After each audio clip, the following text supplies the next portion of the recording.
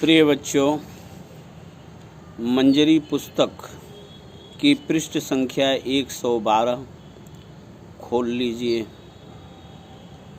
और निबंध से प्रश्न पूछे गए हैं।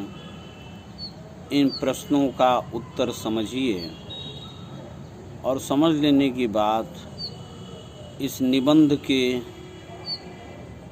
सहारे पढ़ कर इन प्रश्नों का उत्तर अपने होमवर्क की कॉपी पर लिखें और उसे याद करें। निबंध से पृष्ठ संख्या 112। पहला प्रश्न है, स्थानीय व्यंजनों को बनाने में कमी क्यों आई? इसका उत्तर स्थानीय यानी अपने स्थान के, जैसे अजीज़गंज में हैं, शाहजहाँपुर में हैं, तो यहाँ जो भोजन बनते हैं, व्यंजन बनते हैं, उन्हीं को स्थानीय व्यंजन, जिस स्थान पर हैं उस स्थान पर रहने वाले लोगों द्वारा बनाए जाने वाले व्यंजनों को स्थानीय व्यंजन कहते हैं। तो स्थानीय व्यंजनों को बनाने में कमी इसलिए आई है कि अब भारत के विभिन्न प्रदेशों में बनने वाले व्यंजन जैसे इडली, डोसा, बर्गर इत्यादि अब सारे देश में फैल चुका है।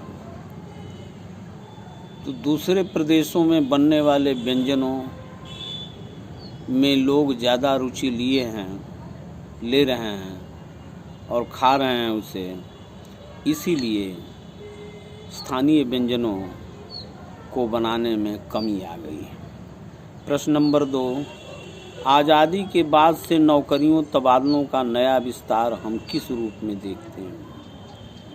15 अगस्त 1947 को हमें आज़ादी मिली।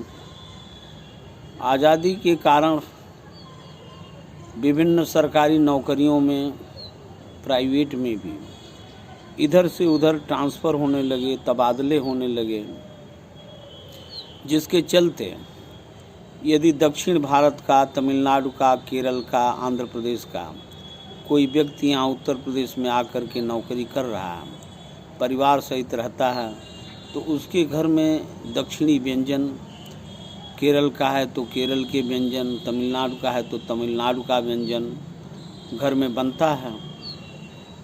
और इसीलिए चारों तरफ भोजन खान पान का भी विस्तार हो गया। अब दक्षिण भारत के व्यंजन, यदि कोई दक्षिण भारतीय हमारे पड़ोस में है तो उसके परिवार द्वारा, और अब तो गूगल पर सारे व्यंजन हैं, उनको बनाने की विधि है और उसे हम अपने घर में बना सकते हैं। इस तरह से व्यंजनों के रूप में भी तबादलों के कारण नया फैलाव, नया विस्तार आ गया है।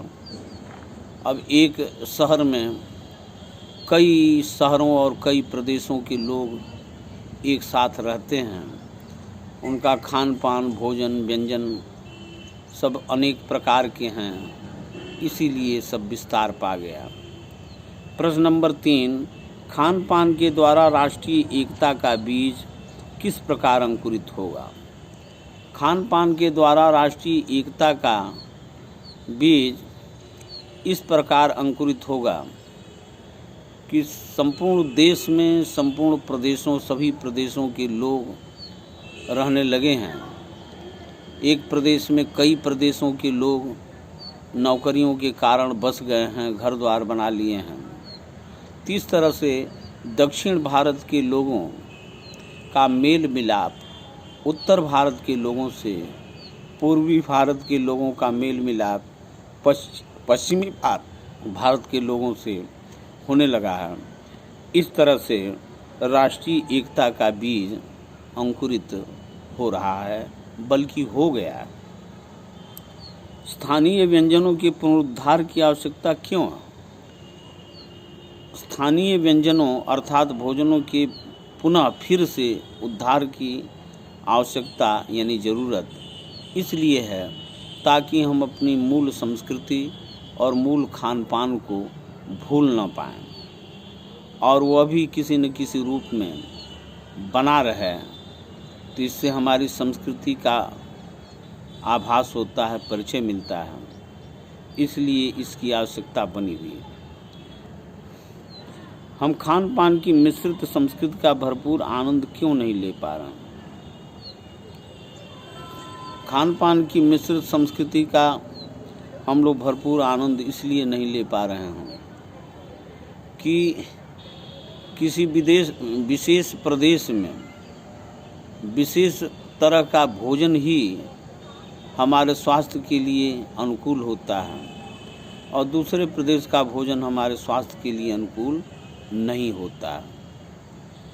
इसलिए ये फास्ट फूड वगैरह स्वास्थ्य के लिए हानिकारक भी बताया जाता है, इसलिए हम भरपूर आनंद नहीं ले पा रहे हैं।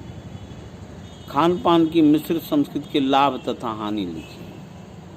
खान पान की मिश्रित संस्कृति से राष्ट्रीय एकता को बढ़ावा मिल रहा है और हम दूसरे प्रदेशों के खान पान से व्यंजन से परिचित हो रहे हैं। ये तो लाभ है और हानियाँ नुकसान भी हैं। जैसे हम बचपन से जिस भोजन को करते आ रहे हैं, स्थानीय व्यंजन को, जब दूसरे प्रदेशों के व्यंजन को भोजन को हम ग्रहण करते हैं तो हमारे पाचन संस्थान पर अलग ढंग का और कभी कभी विपरीत प्रभाव भी पड़ जाता है, जो हमारे स्वास्थ्य के लिए बहुत हानिकारक है। भाषा की बात देखिए। प्रश्न नंबर 1, सु, वि तथा प्र उपसर्गों का प्रयोग करके दो शब्द बनाइए। क्योंकि 9th में जाओगे तो उपसर्ग और प्रत्यय की जानकारी तुम्हें दी जाएगी। उपसर्ग किसी शब्द के पहले लगे, जैसे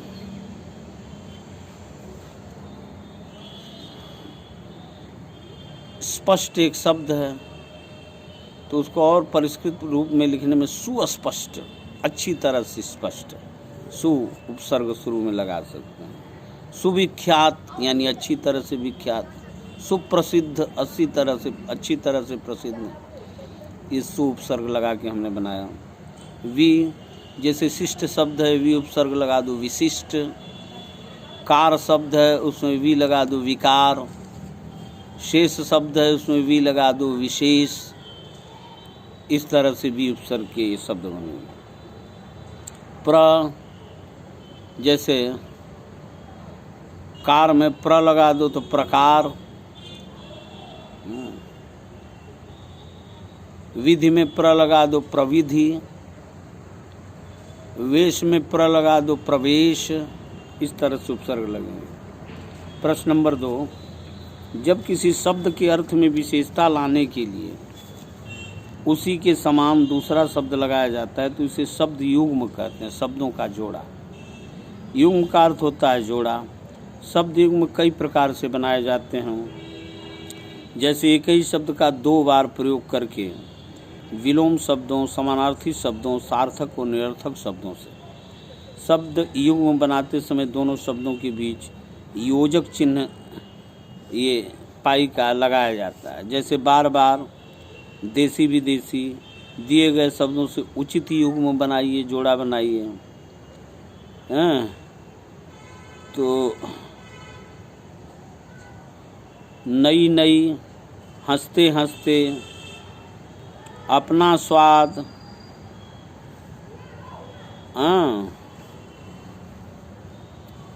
अब इसमें से चुनना हो तो वेश है, देश वेश या वेश देश, खान पान, शहरी ग्रामीण, नई नई, अपना अपना, लाल लाल फूल, स्वाद,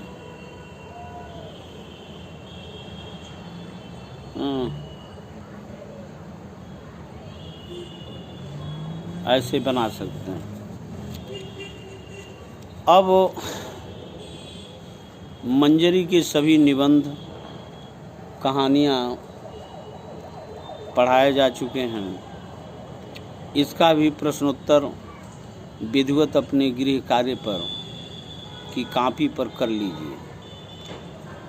विद्यालय खुलने पर ये सारा होमवर्क चेक किया जाएगा। इसके अलावा पर्यायवाची शब्द अधिक से अधिक, तद्भव तत्सम अधिक से अधिक, विलोम शब्द अधिक से अधिक लिख डालिए। मुहावरे और लोकोक्तियों का अर्थ एवं उनका वाक्य प्रयोग भी लिख डालिए। प्रधानाचार्य को अवकाश के लिए अथवा बीमारी के लिए प्रार्थना पत्र लिखते हैं, इसे भी बताया जा चुका है। इसे लिखकर अभ्यास कर लीजिए। एक छोटा सा निबंध भी लिखने के लिए आएगा। मंजरी से गद्यांश और पद्यांश आएंगे, उनकी संदर्भ और व्याख्या अर्थ लिखना होता है। इसकी तैयारी कर लीजिए। अब कल हम लोग संस्कृत में भी 4 पाठ तक आप लोगों को पढ़ाए, 3 पाठ तक पढ़ाया जा चुका है। महादानम पृष्ठ 122 तक पढ़ाया जा चुका, 123 तक। इस अनिवार्य संस्कृत पर भी मैं दिए गए अभ्यास के प्रश्नों का उत्तर बता चुका हूँ। वीडियो पर व्हाट्सएप में सब पड़ा है। आशा है आप लोग प्रतिदिन नियम से 8 बजे तैयार होकर के हमारा वीडियो और अपनी पुस्तक खोल करके और फिर वीडियो खोल करके आप लोग विधिवत पाठों का अध्ययन करते होंगे। महादानम पाठ का भी शब्दार्थ वगैरह लिख लिया होगा और प्रश्नों का उत्तर भी लिख लिया होगा। अब हम लोग चतुर्थ पाठ 125 पेज पर है। विभक्ति नाम प्रयोगा, विभक्तियों का प्रयोग। कलम यदि हाथ में हो तो कलम खोलकर इस विभक्ति नाम शब्द के ऊपर लिख लीजिए। विभक्ति नाम शब्द में भी विभक्ति का प्रयोग है। विभक्ति नाम माने विभक्तियों का प्रयोग। अब इसमें प्रथमा विभक्ति है कुलम शीलम च सत्यम च प्रज्ञा तेजो धृतिबलम धृतिर्बलम गौरवम प्रत्ययः स्नेहो दारिद्र्येण विनश्यति। अब प्रथमा विभक्ति कक्षा 6 से ही आप लोग शब्द रूप धातु रूप पढ़ रहे हैं और ये आप लोगों को बताया गया है कि कारकों के चिन्ह को ही विभक्ति कहते हैं। जैसे कर्ता कारक प्रथमा विभक्ति, पेन से रफ पर लिखते चलो। कर्म कारक द्वितीया विभक्ति, करण कारक तृतीया विभक्ति, संप्रदान कारक चतुर्थी विभक्ति, अपादान कारक पंचमी विभक्ति, संबंध कारक षष्ठी विभक्ति, अधिकरण कारक सप्तमी विभक्ति और संबोधन। यह राम रामौ रामा शब्दों का रूप देखा होगा तो है। अब विभक्तियों का चिन्ह, जैसा कि बताया, कारकों की चिन्ह को विभक्ति कहते हैं। तो कर्ता का चिन्ह है, यानी प्रथमा विभक्ति का चिन्ह है ने, द्वितीय विभक्ति का चिन्ह है को, तृतीया विभक्ति का चिन्ह है से, सहायता के अर्थ में, और चतुर्थी विभक्ति का चिन्ह है के लिए। पंचमी विभक्ति का चिन्ह है से, अलगाव के अर्थ में, अलग होने के अर्थ में। षष्ठी विभक्ति का चिन्ह है का, की, के, रा, री, रे, नानी, ने, और सप्तमी विभक्ति का चिन्ह है अधिकरण कारक में, पर। इस वीडियो को बार बार पढ़िए, ये व्याकरण की बात है, बहुत महत्वपूर्ण बात है। इसे बार बार सुनिए और इसे लिखने का प्रयास कीजिए। कल इन श्लोकों का अर्थ बताते हुए कहाँ कहाँ किस विभक्ति का प्रयोग है, इसकी चर्चा मैं करता रहूँगा और आप लोग लिखते रहिएगा।